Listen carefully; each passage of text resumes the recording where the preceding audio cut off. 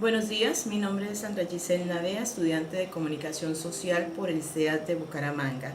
Para la materia de metodología de la investigación se nos solicita un video donde expliquemos ciertos aspectos relacionados con esta materia. El primero de ellos es definir qué es proyecto de investigación. Bueno, para mi concepto es la primera etapa del proceso investigativo donde se estipula qué se va a hacer, qué se va a investigar, por qué, cómo, para qué. Además de las herramientas o insumos que se implementan en dicha investigación, ayuda a definir claramente un problema y a organizar su estudio de forma factible y eficaz, aumentando las probabilidades de encontrar una solución correcta al problema planteado. ¿Qué es el planteamiento del problema? Es la base de toda investigación, del estudio en sí, pues en él se define, se afina y se estructura de manera formal la idea que mueve la investigación, la idea sobre la cual se va a realizar la investigación. En otras palabras, el planteamiento del problema es lo que determina, orienta y justifica el desarrollo del proceso de investigación. También tenemos la justificación, que es la sustentación de los motivos que llevan a realizar determinada investigación. En palabras de Víctor Martínez Chávez, en su obra Fundamentos Teóricos para el Proceso del Diseño de un Protocolo en Investigación, del 2004, la justificación responde al porqué de la investigación, que puede ser, esta justificación puede ser teórica, metodológica o práctica.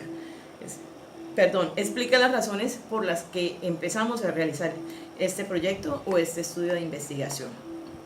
La pregunta de investigación, ella aplica para trabajos investigativos con enfoque cualitativo.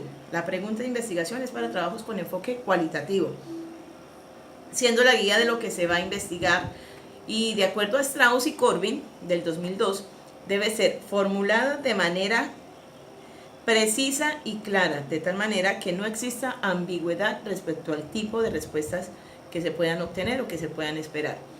La pregunta estará planteada correctamente si no se formulan respuestas cerradas como de sí o de no, pues recordemos que estas mismas sirven para guiar el proceso de investigación. De la pregunta de investigación surgen otro tipo de preguntas que guían el proceso de investigación. Pero ¿cómo se clasifican? Están dadas en varias categorías, sirviendo a su vez para definir el tipo de investigación que se va a realizar. Tenemos las preguntas descriptivas, las cuales son útiles para conocer el tema que se está investigando. Por lo general, son el punto de partida de la investigación y ayudan a aclarar el tema. Las preguntas descriptivas se refieren al aquí y a la ahora. Sus respuestas pueden describir una situación, un concepto, una persona, con base en las propias observaciones o en la información que se recolecte por medio de diferentes elementos o diferentes ayudas. Un ejemplo de este tipo de pregunta es: ¿cuáles son las características de la población migrante? Ahorita que está tan de moda el tema de la migración venezolana en todo el país. ¿Qué medidas se toman en las escuelas primarias con respecto a la deserción escolar? También es una materia de investigación que persiste por año a año. Existen las preguntas comparativas. Son útiles si deseamos explorar diferencias y similitudes entre dos o varios elementos. ¿Qué diferencia presentan, por ejemplo, los moluscos de río con los moluscos de mar? Esa sería una pregunta de tipo comparativo. ¿Cuáles son las similitudes existentes entre los sistemas políticos de Venezuela y el sistema político colombiano? Podría también ser otra pregunta de este tipo. Tenemos las preguntas definitorias. Permiten determinar cómo se relaciona el tema de investigación en un contexto más amplio. Son útiles para caracterizar y clasificar un fenómeno. Un ejemplo de estas preguntas es: ¿en qué etapa del desarrollo se encuentran los niños de 4 años de edad? Ese es un tipo de estas preguntas. También tenemos preguntas evaluativas o normativas. Se usan cuando se quiere determinar el valor de algo. Por ejemplo, lo deseable, lo bueno, lo malo, lo utilizable, lo no utilizable, ya que permiten dar una opinión o un juicio con respecto a la investigación. A veces también se les llaman preguntas éticas. Un ejemplo de ellas ¿son convenientes las nuevas medidas adoptadas en el Código de Policía colombiano? Esa sería una pregunta evaluativa también. Las explicativas. Están diseñadas para determinar la causa de un problema. Como resultado también se les llaman preguntas de por qué, aunque en su lugar podría usarse las palabras qué y cómo de mejor manera. Por ejemplo, ¿cuáles son las causas de la alta tasa de morbilidad infantil en el país? ¿O a qué fenómeno se debe el incremento de asesinatos en el departamento de Arauca, que es la región, es la ciudad donde yo vivo?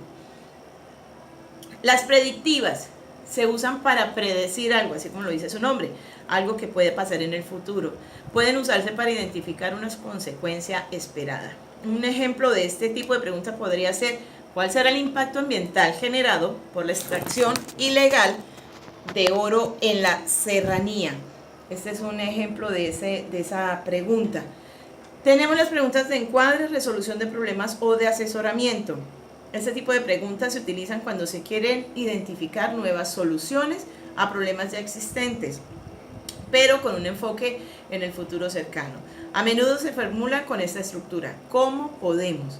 En muchos casos las preguntas de encuadre no pueden ser abordadas hasta que las preguntas explicativas hayan sido contestadas. Por lo tanto, si la pregunta principal es de encuadre, es común utilizar algunas subpreguntas explicativas. Por ejemplo, ¿cómo podemos dar solución a la contaminación en el río Bogotá? ¿O qué medidas pueden adoptarse para reducir el índice de desempleo en Colombia? Uno de los riesgos de usar este tipo de preguntas es que pueden llevar a dar consejos sobre cómo resolver el problema o un problema particular, lo cual no es el trabajo como investigador. El objetivo es, en cambio, proporcionar la investigación necesaria para que los que están involucrados o están perjudicados con X o Y problema pues encuentren la manera de resolverlo. Las preguntas de asesoramiento son útiles cuando la investigación está diseñada para hacer recomendaciones. Este tipo de investigación a menudo implica la preparación de un informe de asesoramiento separado para un cliente en particular o para una persona en particular al final del proceso investigativo. Tenemos finalmente las preguntas inferenciales. Estas es cuando se desea medir cierto efecto y con mayor frecuencia dan lugar al menos a una hipótesis. Deben ser preguntas cerradas, o sea, estas sí deben dar, a diferencia de la pregunta de investigación, estas sí deben dar como respuesta un sí o un no, como posible respuesta. Debido a que las preguntas inferenciales están diseñadas para medir un efecto, se responden con la ayuda de experimentos. Como tales, son comunes en la investigación científica. Un modelo de esta pregunta: ¿qué efecto tiene la realización de controles preventivos de alcohol sobre el número total de personas que conducen después de beber en el municipio de Arauca? Aquí tenemos una alta tasa de accidentalidad, sobre todo en motocicletas, entonces esta sería una manera también de medir esto. Otra pregunta: ¿están los estudiantes condicionados o preparados para recibir educación online, así como la estamos recibiendo nosotros a través de la UNAD? Esa es otro tipo de pregunta inferencial. Viene el tema de la hipótesis de investigación. A diferencia de la pregunta de investigación, que ya habíamos dicho que era de tipo cualitativo, la hipótesis se utiliza para trabajos con enfoque cuantitativo, donde se busca la comprobación de lo que se está planteando. Es la explicación tentativa a un fenómeno de investigación sujeto a comprobación. La hipótesis consiste en suponer conocida la verdad o la explicación que se busca. Esto lo ha dicho Servo y Vervain en 1998. Es muy importante tener en cuenta que las hipótesis se formulan a manera de proposición y enunciado contundente y deben estar compuestas de variables. Estas variables deben presentar dos definiciones: una conceptual consecutiva o constitutiva, que se refiere a la conceptualización de la variable, y la otra operacional, que traduce los conceptos a hechos observables y presenta la forma como se medirá. Las variables deben referirse a una situación real, deben ser concretas, deben ser simples y con una relación entre variables verosímiles y además ser medibles. ¿Qué son los objetivos de investigación? ¿Cómo se clasifican y cómo se redactan? Los objetivos de investigación son el fin o la meta que se pretenden alcanzar en un proyecto, el estudio o trabajo de investigación. Indican lo que se pretende alcanzar con la investigación. Se formulan para concretar y especificar tareas a realizar por el investigador. Responden a las preguntas: ¿qué quiero hacer? ¿Qué es lo que busco hacer? ¿A dónde quiero llegar? Para formular objetivos se requiere tener el tema delimitado, un marco de referencia y una pregunta de investigación o una hipótesis.